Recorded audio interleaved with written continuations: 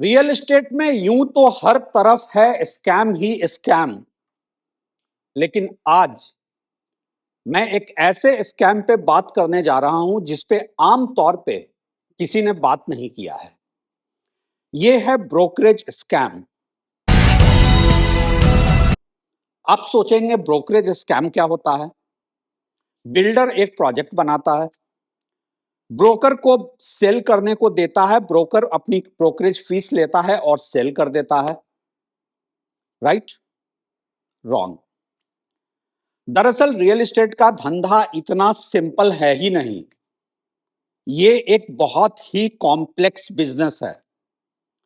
पिछले कुछ दिनों से जो मैं रिसर्च कर रहा हूं रियल एस्टेट पे, खासकर इस एस्पेक्ट को देखते हुए कि कैसे एक ऐसी इकोनॉमी में जहां जॉब लॉसेज हो रहे हैं, वेज ग्रोथ नहीं हो रहा है, हर तरफ इन्फ्लेशन की मार है, फिर भी लग्जरी और सुपर लग्जरी प्रॉपर्टी कैसे बिक रहे हैं। इस रिसर्च के दरमियान मैंने आप लोगों को कई चीजों से अवगत कराया है, कई बातों पे मैंने फोकस किया है। मसलन प्रोफाइल फाइनेंसिंग हो रहा है, किस तरीके से आप मल्टीपल यूनिट एक इन्वेस्टर को बेचा जा रहा है, ये सब आप ट्रैक टू रियलिटी के पुराने वीडियो में जाकर देख सकते हैं। लेकिन अभी जो मुझे समझ में आया, एक और जो स्कैम चल रहा है वो है ब्रोकरेज स्कैम। आप पूछेंगे ब्रोकरेज में क्या स्कैम है? दरअसल एंड यूजर मार्केट में है ही नहीं और इसलिए स्पेक्यूलेटर मार्केट को ड्राइव कर रहा है। अब जब स्पेक्यूलेटर मार्केट को ड्राइव करेगा तो उसको इंसेंटिव भी चाहिए। तो ब्रोकरेज फीस, आमतौर पे आपने पढ़ा होगा, सुना होगा कि 2% ब्रोकरेज फीस होता है। अक्रॉस द वर्ल्ड यही फॉर्मूला चलता है। ज्यादातर बिल्डर ब्रोकर को 2% देते हैं। आप भी अपनी पुरानी प्रॉपर्टी अगर बेचने जाएंगे तो ब्रोकर 2% से ज्यादा आपसे नहीं ले पाएगा। लेकिन यहां ब्रोकर को 18%, 20%, 22% के फीस पे प्रॉपर्टी बेचने को दी जा रही है। और इस खेल में कुछ बहुत बड़े खिलाड़ी भी शामिल हैं जो अपने को आईपीसी कहते हैं, प्रॉपर्टी कंसल्टेंट कहते हैं। ये सब मिलकर प्रॉपर्टी प्राइसेस को इन्फ्लेट कराकर रखते हैं ताकि उनका ब्रोकरेज फीस ज्यादा से ज्यादा हो।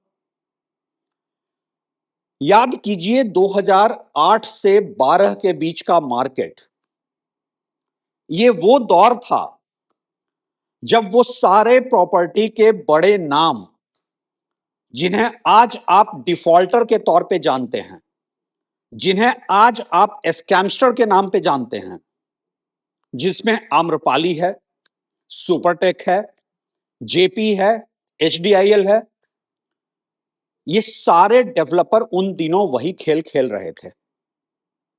और उसी में उनका प्रोजेक्ट एंड यूजर के हाथ से निकलकर इन्वेस्टर और स्पेकुलेटर के पास चला गया और पूरी प्रॉपर्टी मार्केट क्रैश करने की बहुत बड़ी वजह बना।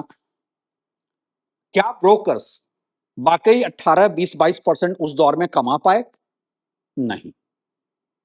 पहली बात, ज्यादातर ऐसे प्रोजेक्ट डिलीवर ही नहीं हो पाए हैं। दूसरी बात, जहां डिलीवर हो भी गए, बिल्डर ने ब्रोकरेज देने से मना कर दिया।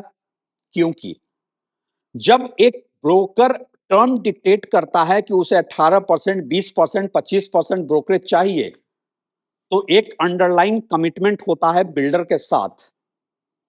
वो अंडरलाइन कमिटमेंट ये होता है कि हम आपका प्रोजेक्ट इतना ब्रोकरेज इसलिए ले रहे हैं कि हमारे पास बायर को देने के लिए डिस्काउंट के ऑप्शंस हों।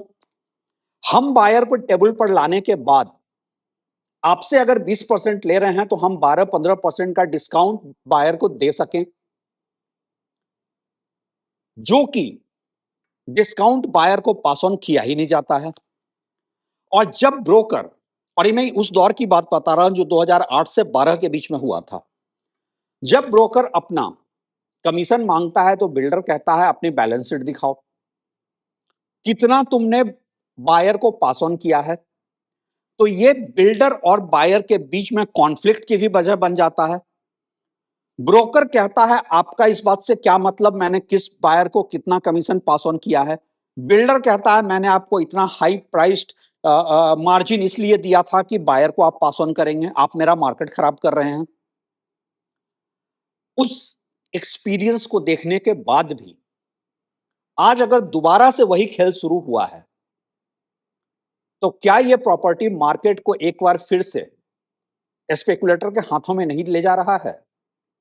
क्या genuine end user buyer market से बाहर नहीं होता जा रहा है? कैसे स्पेकुलेटर मार्केट में वापस आए हैं और प्रॉपर्टी मार्केट को इस समय ड्राइव कर रहे हैं, इस पर मैं एक अलग से वीडियो बनाऊंगा। लेकिन मार्केट इस समय पूरी तरह से एक ऐसे बबल पे है जहां ब्रोकरेज स्कैम रैंपेंट है। एज ए होम बायर आपको क्या करना चाहिए? जहां तक संभव हो आप बिल्डर से, उसकी सेल्स टीम से डायरेक्ट डील करें, ब्रोकर के थ्रू नहीं करें। और अगर संभव हो तो आप सेकेंडरी मार्केट में जाएं। इस समय इंडिया का प्राइमरी हाउसिंग मार्केट एक बहुत बड़े बबल पे खड़ा है, जिस बबल को फ्यूल कर रहा है एक ब्रोकरेज स्कैम। मैं इस स्कैम पे अपनी नजर रखूंगा और फर्दर आगे आने वाले दिनों में इस पर और भी आप लोगों से बात करूंगा। Thanks for watching.